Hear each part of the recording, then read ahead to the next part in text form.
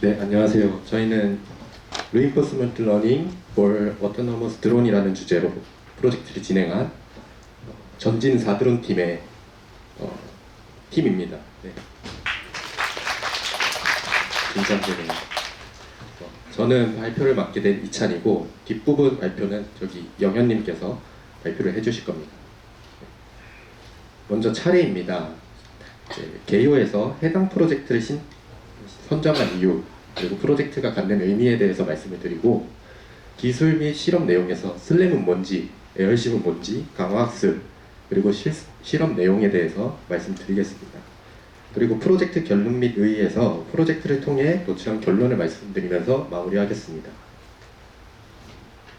저희는 초기 목표를 설정할 때 팀원들이 가진 관심사들을 종합하다 보니 드론을 활용하여 어떤 공간에 3D 맵을 생성하는 알고리즘을 만들어 보자 라는 주제를 선정하게 되었고, 이 주제를 선정하고 나서 많은 의문이 들었는데, 어떻게 드론이 최적화된 동선으로 이동할 수 있게 만들 수 있을까, 어떤 기술을 사용해야 할까, 이런 의문점들이 많이 났었습니다. 네. 그리고 저희가 실제로 원하는 기능을 탑재한 드론을 사거나 빌리는 것이 좀 어려운 환경이었기 때문에 시뮬레이션 환경을 좀 조사를 해봤어야 됐습니다. 그래서 실제 환경과 제일 흡사한 시뮬레이션이 가능한 환경을 한번 조사해봤는데, 얼리얼 엔진이라는 물리 엔진을 찾게 되었고, 이제 얼리얼 엔진만 있는 게 아니라 드론을 날려야 되는데, 이 드론을 사용할 수 있는 플러그인이 뭐가 있을까 조사하다 보니 파이썬과도 호환성이 좋은 에얼심이라는 플러그인을 찾게 되었습니다. 그래서 에얼심이 뭐냐? 에어심은 마이크로소프트에서 개발한 자율주행 차량 또는 드론의 연구 및 개발을 위해서 만들어진 시뮬레이터입니다. 실제 세계와 유사한 환경에서 센서 데이터를 수집 가능하고요. 저희가 알다시피 RGB 이미지나 깊이를 나타내는 뎁스 이미지, 심지어 라이다를 통해서 포인트 클라우드를 얻을 수 있게 됩니다. 이 포인트 클라우드라는 말을 했는데, 포인트 클라우드는 뭐냐? 오른쪽 아래에 있는 그림에서 왼쪽 토끼 사진을 보시면 포인트 클라우드를 알 수 있습니다. 보시는 것과 같이 3D 좌표를 가지고 있는 포인트들의 집합을 포인트 클라우드라고 말하고 있습니다. 네. 포인트 클라우드를 얻을 수 있는 것은 좋은데 무엇을 하느냐 하면은 이제 이미지하고 포인트 클라우드를 이미지 또는 포인트 클라우드를 이어붙일 수 있는데, 이 이어붙이기 위한 매개 변수를 구해야 됩니다.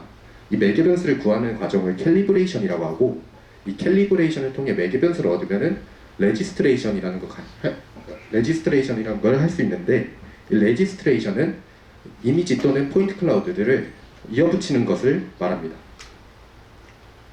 그래서 이 캘리브레이션을 통해서 어떤 매개 변수를 찾아야 하냐 하면은, 왼쪽 그림에서 아래에 있는 그림 보시면은 3x4 매트릭스가 있습니다.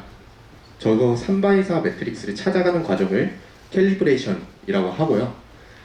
이 3x4 매트릭스를 찾으면은 오른쪽 그림과 같이 포인트 클라우드들을 이어 붙일 수 있습니다. 그림이 잘 표현이 안 되어 있지만 서로 다른 포인트 클라우드들을 캘리브레이션을 통해 얻은 매개 변수를 통해 이어 붙인 그림입니다. 그래서 레지스트레이션을 할 수 있는 것까지는 알겠는데, 이걸 하면 뭐가 되느냐? 슬램이라는 것을 할 수 있습니다.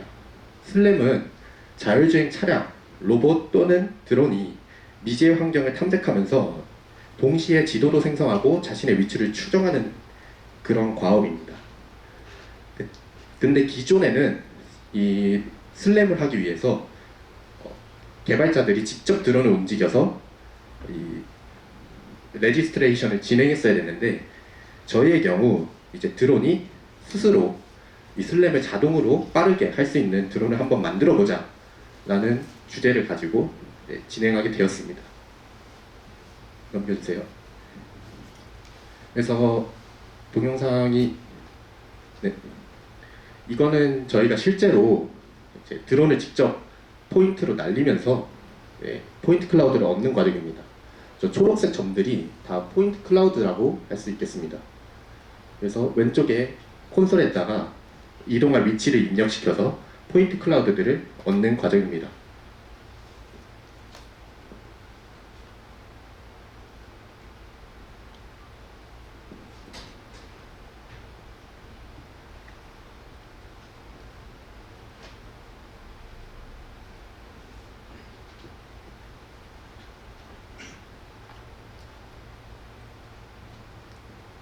네. 이렇게 해서 드론으로 포인트 클라우드들을 받아오는 걸 알겠는데 이걸 왜 하느냐? 다음으로 넘겨주세요. 네. 저희가 아까 봤던 가정집 에셋 환경에서 레지스트레이션을 통해 슬램한 결과입니다. 이 포인트 클라우드를 만든 이유는 무엇이냐면 나중에 말씀드리겠지만 강화학습에서 드론이 자율주행을 했는데 이게 잘한 건지 못했는지 판별을 해야 돼요. 그 잘했는지 못했는지를 판별하기 위해서 이 포인트 클라우드와 최대한 가까운 가장 비슷한 슬램을 하게 되면은 잘 동작했다라고 알려주기 위해서 만든 포인트 클라우드입니다. 이 포인트 클라우드가 딥러닝에서 레이블과 같은 역할을 한다고 생각하시면 되겠습니다. 이 다음부터는 영현님께서 발표를 진행해 주시겠습니다. 안녕하십니까. 이어서 강학습 부분을 발표하게 된 이영현입니다. 강학습을 간단하게 말씀드리면 이제 인간이 주변 환경과 상호작용을 통해 학습하는 것처럼 이제 학습 모델이 명시적인 가르침 없이 저희가 그 지도학습하는 것처럼 이제 명시적인 레이블을 주지 않아도 이제 주변 환경과의 상호작용을 통해 학습하는 방법론입니다. 여기서 학습 모델이 되는 에이전트는 어떤 동작을 해야 하는지 알지 못하는 상태에서 동작에 따른 환경의 보상을 극대화하기 위해 어떻게 행동해야 할지를 스스로 학습하게 됩니다. 에이전트는 보통 이제 환경으로부터 받는 데이터가 이미지나 텍스트 그리고 음성같이 비정형 데이터가 최근에 많아진 추세이기 때문에 이제 딥뉴럴 네트워크 모델을 써서 이제 강학습을 진행하는 겁니다. 네. 이제 아래 그림은 이제 강학습의 주요 요소들을 좀 보여주고 있고 이제 여기서 저희가 정의해야 되는 부분은 크게 세 가지였습니다. 먼저 파란색으로 표시되어 있는 환경, 이 환경은 이제 에어쉽 내부에 구현되는 환경을 의미합니다. 다음으로 빨간색으로 표시되는 부분은 이제 강학습에서 좀 중요하게 생각하는 이제 마르코프 디시전 프로세스라는 그것을 정의를 해야 되는데 이거는 추후에 말씀드리겠습니다. 그리고 녹색은 이제 에이전트가 어떤 학습 알고리즘 또는 모델을 사용할 건지를 정하는 부분입니다. 이제 이러한 요소들을 어떻게 설계했는지를 말씀드리겠습니다. 먼저 에어쉽 내부의 환경 크게 두 가지로 구성을 했습니다. 먼저 환경 1은 단순한 형태의 장애물들로 이루어져 있고 어떤 좀 여러 경로들이 좀 존재하는 복잡한 구조입니다. 환경 1의 경우 좀 그림과 같이 제가 어느 정도 구획을 나누어서 에이전트 그런 다양한 구조에도 좀 적응할 수 있도록 구성을 했습니다. 환경 2는 앞에서 슬램 예제에서 보여드렸던 실제 집 환경입니다. 다양한 오브젝트들이 존재하고 총 4개의 방으로 구성되어 있으며 각 방들이 통로로 연결되어 있습니다. 저희는 이 두 가지 환경에 대해서 테스트를 진행했습니다. 다음으로 MDP 부분인데 MDP는 이제 의사결정 과정을 수학적으로 모델링하는 방법을 말합니다. MDP에서 정의해야 되는 부분은 왼쪽 아래에 5가지 상태, 행동, 상태 전이 확률, 보상, 감세율이 있습니다. 이게 이렇게 드리면 약간 이해가 안 되실 것 같아서 오른쪽에 간단한 예제를 가져왔는데 오른쪽은 이제 MDP 적용 예제로 그리드 환경입니다. 이 그리드 환경에서는 에이전트가 한 칸씩 움직일 수가 있습니다. 이 그리드 월드의 상태는 에이전트가 현재 어느 위치에 있는지에 대한 좌표값이 될 수 있고 행동은 위, 아래, 왼쪽, 아래 값이 이제 어떤 방향으로 움직일지에 대한 것이 행동이 될 수 있습니다. 그리고 이제 상태 전이 확률은 이제 실제로 에이전트가 위로 가는 행동을 해도 환경의 영향으로 80%만 위로 갈 수도 있습니다. 예를 들어서 환경이 빙판길이라던가 바람이 많이 분다던가 하는 외부 요인이 있을 수가 있죠. 그래서 그런 것들을 이제 확률로 이제 정해 놓은 게 상태 전이 확률로 보시면 될 것 같고 이제 보상은 이제 이 그리드 환경에서 특정 포인트에 도달했을 때 얻는 녹색으로 되어 있는 플러스 1이나 마이너스 1 저게 보상입니다. 그리고 이제 감세율은 이제 스타트부터 해가지고 보상을 얻는 때까지 여러 액션들이 존재할 텐데 거기서 이제 얼마나 과거의 행동이 보상 획득에 기여를 했는지를 설정하는 부분입니다. 이거는 같은 그 그리드 환경이라고 하더라도 저희가 NDP를 어떻게 설정했는지에 따라서 충분히 달라질 수 있습니다. 예를 들어서 액션도 지금 위아래 왼쪽 아래만 사방으로만 했는데 대각선으로도 움직일 수 있고, 뭐 이 에이전트가 한 스텝 옮길 때마다 마이너스 리오드를 받게 해서 최대한 그 적은 시간 내에 도달하게 그 플러스 1이나 마이너스 1이 도달하게 할 수도 있습니다. 네. 이제 여기서 저희는 상태, 행동, 보상에 대해서만 정의를 했습니다. 상태 전이 확률의 경우 이제 에어십 내부에서도 이제 바람이나 그런 외부 환경 요소를 구현할 수 있는데, 저희는 좀 문제를 좀 최대한 단순화하기 위해서 그런 부분들을 배제를 했고, 에이전트는 어떤 행동을 하면 100% 원하는 지점으로 도달할 수 있습니다. 다음으로 감세율은 이제 에이전트의 행동으로 이제 저희가 보상을 얻는데, 저희가 설계한 보상에서는 그 행동으로 인해서 즉각적으로 보상을 받기 때문에 감세율을 따로 설정하진 않았습니다. 네, 그럼 먼저 MDP의 상태부터 말씀을 드리겠습니다. 에어심부터 얻을 수 있는 데이터는 왼쪽에 3개, 드론 라이다로 얻은 포인트 클라우드와 이제 드론의 위치, 방향 이렇게 3개가 있는데, 이거를 가지고 이렇게 중간에 있는 검은색처럼 이제 2D 맵을 만들 수 있습니다. 여기서 포인트 클라우드는 128의 값을 가지고 드론은 255의 값을 가지는 그레이스케일의 이미지고, 이제 이거를 이전의 5스텝의 행동에 대해서 이게 어떻게 바뀌었는지에 대한 히스토리를 만들기 위해서 채널 방향으로 5개를 컨케인 했습니다. 그리고 이제 오른쪽에는 이제 드론의 카메라로부터 얻을 수 있는 뎁스 이미지인데, 이것 또한 마찬가지로 그레이스케일의 이미지입니다. 네, 다음으로 행동인데, 이제 에어심은 크게 가속도 기반의 행동과 좌표 기반의 이동 방법을 제공합니다. 가속도 기반의 행동은 지금 왼쪽 아래에 있는 그림인데, 좀 약간 잘 안 보이실 수도 있겠지만 드론이 되게 컨티뉴어스하게 연속적으로 움직이는데, 이게 자유도가 너무 높다 보니까 드론이 부딪히기 직전에 이제 감속을 해야 된다던가 아니면은 뭐 그런 행동들을 적절하게 못해서 벽에 박는 경우가 굉장히 많았습니다. 그리고 실제로 옆걸음질치다 박는 경우도 많았고, 그래서 이런 문제들 때문에 학습이 좀 잘 안 됐기 때문에 저희는 좌표 기반 행동으로 그 액션을 바꿨습니다.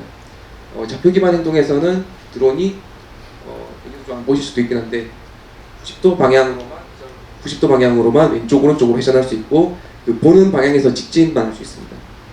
특정 거리만큼 직진만 할 수 있고, 그러니까 이런 식으로 좀 제약을 둬서 학습을 잘 되게 했습니다. 다음으로 이제 보상은 에이전트가 이제 한 에피소드에서는 최대 200번의 행동을 할 수 있는데, 그 내에서 보상을 최대화해야 됩니다. 드론이 보상을 얻는 경우는 이제 드론이 특정 액션을 통해서 그 포인트 클라우드를 얻으면은 그 포인트 클라우드 개수만큼 리워드가 보상이 됩니다.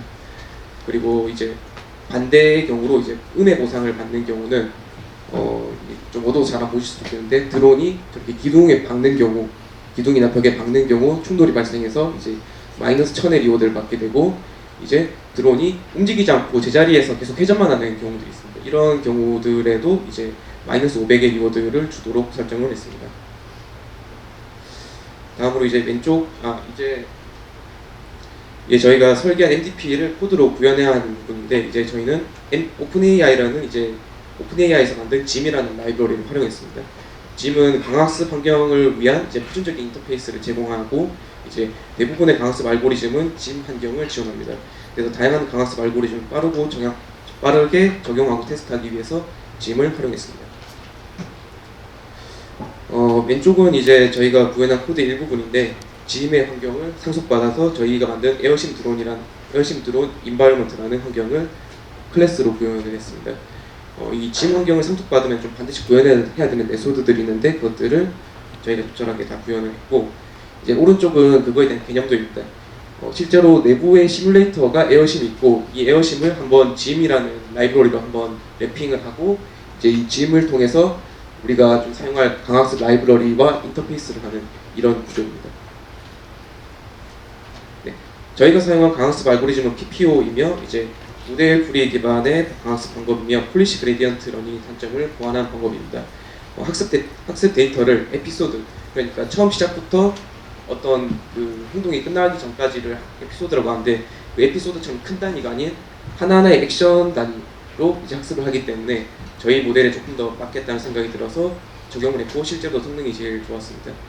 이제 아래 그림은 전체 모델 구조인데 앞에서 설명드린 두 이미지를 이제 각각의 CNN 그 모델이 피처 익스트랙터로 작용해서 피처를 뽑아내서 그 피처들을 그 피처 두 개를 컨테이너하고 이걸 PPO 알고리즘에 넣으면은 이제 액션이 출력되는 구조입니다. 네, 다음으로 실험 부분인데 이 부분은 이제 저희가 사용한 라이브러리 버전과 이제 에어신 세팅 부분이니까 이거는 혹시 관심 있으시면 보시면 될 것 같습니다. 영상 보시고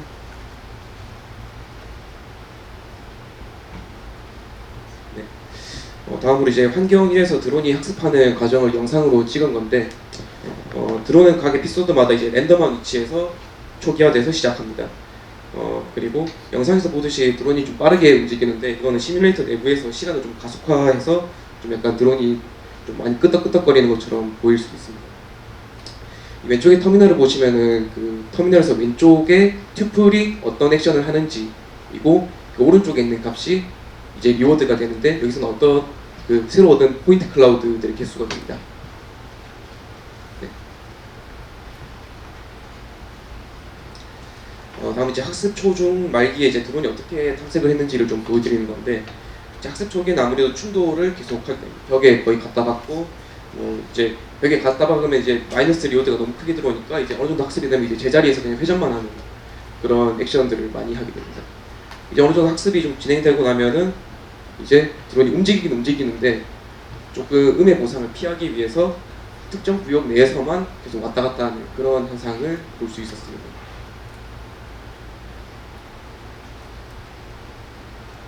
이제 학습 후기에는 드론이 좀 넓은 지역을 비교적 빠르게 탐색할 수 있었고 이제 좀 충돌이 발생할 수 있더라도 조금 더 적극적으로 이제 탐색을 수행하는 것을 확인할 수 있었습니다.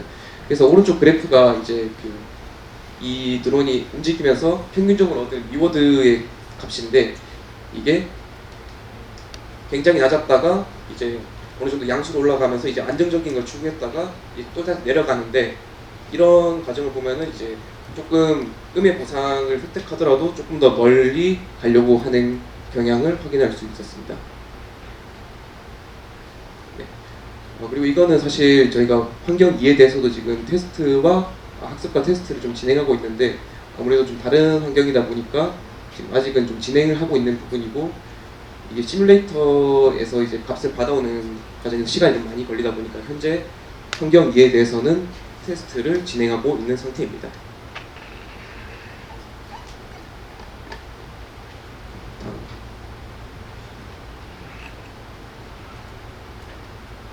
네, 프로젝트의 결론 및 의의를 말씀드리자면 저희가 수행한 프로젝트는 이제 시뮬레이션, 드론, 슬램, 방학습 같이 이제 어떻게 보면 하나하나가 쉽지가 않고 이제 하나하나를 이제 주제로 잡아도 될 정도로 큰 내용들인데 이것들 좀 복합적으로 적용한 프로젝트였습니다.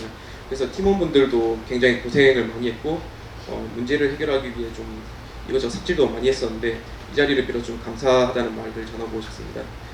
본 프로젝트를 통해서 이제 방학습이 적용된 드론이 미지의 환경을 탐색할 수 있음을 확인하였고 이제 이러한 기술들을 적용해서 드론이 굉장히 공간을 빠르고 효율적으로 탐색할 수 있을 것이며 이제 사람이 출입하기 어려운 그런 수중이나 화재 현장 그리고 암벽 같은 저런 공간도 굉장히 빠르게 탐색할 수 있도록 이제 극한 환경에서도 적용이 가능할 것으로 기대가 됩니다. 네, 이상 발표를 마치겠습니다.